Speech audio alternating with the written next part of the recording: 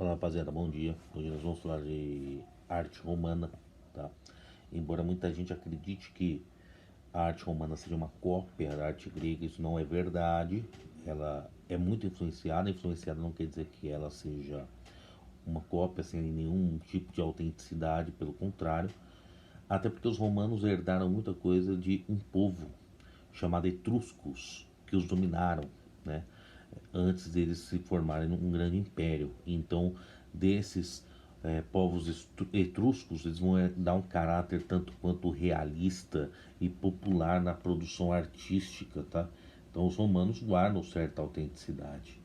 O que eles trazem dos gregos, por exemplo, a gente vê em termos de arquitetura, né? Então, quando você pega, por exemplo, o templo Panteão que vocês têm aí em Roma, a fachada é bem parecida com o Paterno na Grécia. Então, essa questão da arquitetura, para mostrar uma imponência, ela é muito marcante em Roma, assim como era na Grécia, né? Então, a produção era muito politizada, era voltada para feitos militares, para questões políticas de Roma. Isso acontecia em Grécia também, na Grécia também, né? E tem um forte registro histórico dos fatos que ali ocorriam, né? Falando especificamente da arquitetura, né? Ela traz, embora grande influência da Grécia, grande influência também dos etruscos, tá? Por causa do senso de realismo. Eles estavam preocupados mais com a funcionalidade das coisas, ou seja, o quanto aquilo poderia ser útil no dia a dia, funcional para não gerar nenhum tipo de problema e as coisas poderiam andar da melhor forma possível. Então, assim, embora as construções exibissem uma grande grandeza material, energia, elas também tinham que prezar, perdão, pelo bom funcionamento, tá? Então eles tinham isso muito marcante nas construções arquitetônicas deles, tá? Outra coisa que eles gostavam de mostrar era muita coisa do cotidiano. Então, por exemplo, vocês têm aí uma gravura dos banhos públicos, né? Que aconteciam. Isso era muito comum. Os momentos dos banhos públicos ou fazer qualquer tipo de necessidade fisiológica era um momento coletivo para discussão política, né? E os locais onde isso aconteceu tinham também toda uma construção arquitetônica imponente e funcional. Outra coisa que eles usavam a arquitetura era para demarcar terras. Então havia ali muralhas, né, imponentes que demarcavam os territórios conquistados, tá? Muitas delas encontram-se em ruínas por causa do tempo, né, é, falta de cuidado muitas vezes, mas também desastres, né? Como foi, por exemplo, o vulcão Vesúvio em Pompeia. Então, muito se perdeu. Encontram-se apenas restos dessas muralhas, mas muitas delas usadas para demarcação, né? Algumas inovações arquitetônicas trazidas pelos romanos, né? Eles usavam um arco, né, que eles chamam de abóbada, que é um teto formado por diversos arcos, né? Sustentado por algumas colunas, né? Que traziam alguns frisos em baixos relevos narrativos, ou seja, algumas gravuras que falavam dessas conquistas militares, dessas conquistas políticas, tá? Eles também criaram os aquedutos, que, né, eram estruturas arquitetônicas, né, que permitiam coletar água da chuva. Então foram, quando você observa, tem uma gravura aí com os aquedutos, também havia toda uma preocupação em colocar também não só a funcionalidade, mas a imponência. É um elemento marcante deles. Teatros. Os teatros gregos, né, tinham uma formação arquitetônica diferente da formação dos romanos, né? O dos gregos era um modelo circular, né?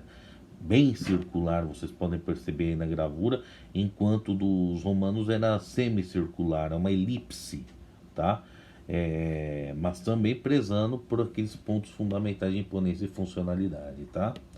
E o projeto arquitetônico mais famoso de Roma é o Coliseu, que teve várias batalhas, não eram só as batalhas entre os gladiadores, mas também as batalhas, tinha batalhas navais dentro do Coliseu, né?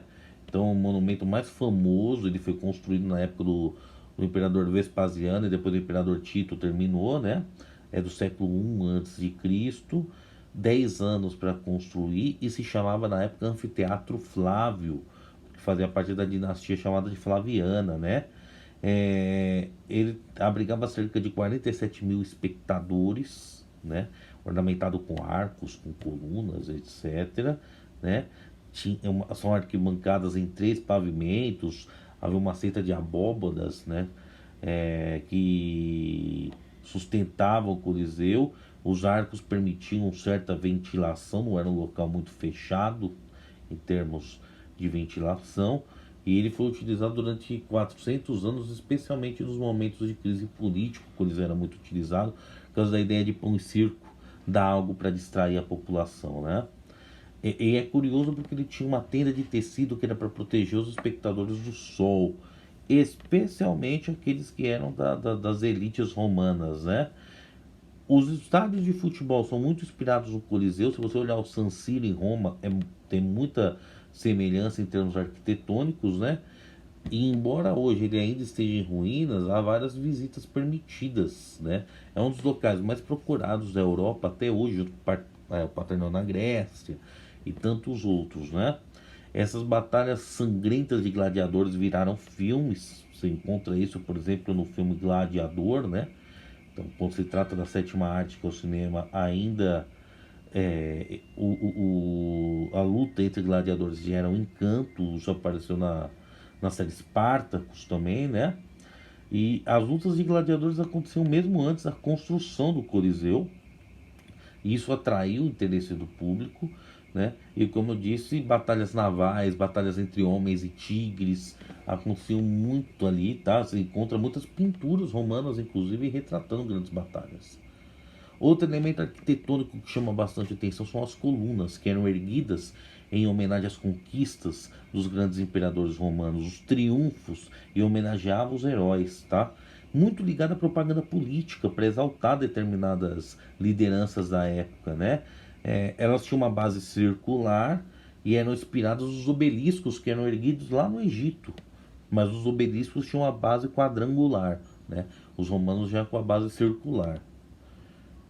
Quando se trata da pintura romana, nós temos aí muito importante os afrescos, né?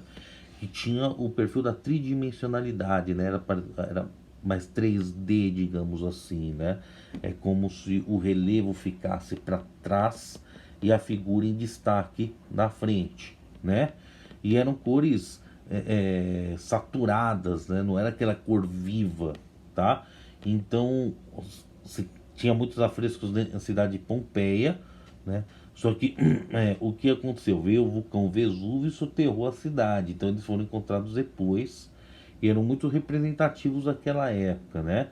E cenas cotidianas da mitologia romana, conquista militar, cotidiano religioso, tudo isso era parte do integrante dos afrescos. Eles buscavam mostrar esses elementos do cotidiano romano.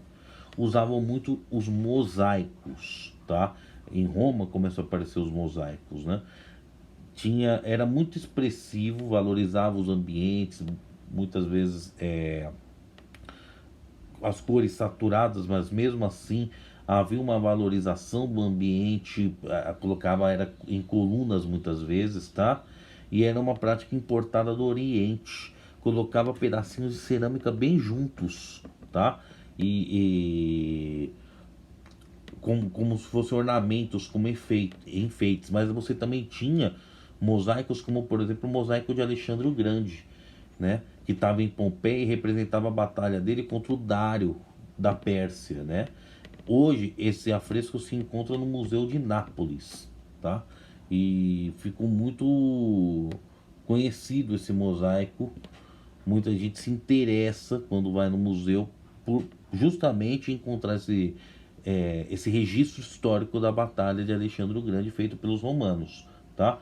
Ele é feito de cerca de 1,5 milhão de azulejos, tá? São coloridos minúsculos, na época eles eram chamados de tesselas, né? E aí eles eram colocados uma curvatura.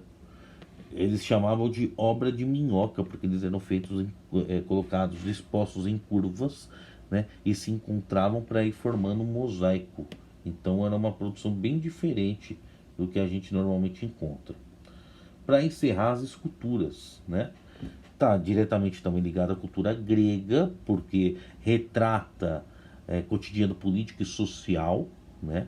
Então você encontrava isso na Grécia, isso se repete em Roma, e normalmente feitas de mármore e de bronze, tá? Muitas vezes essas esculturas eram feitas pelas classes dominantes, né?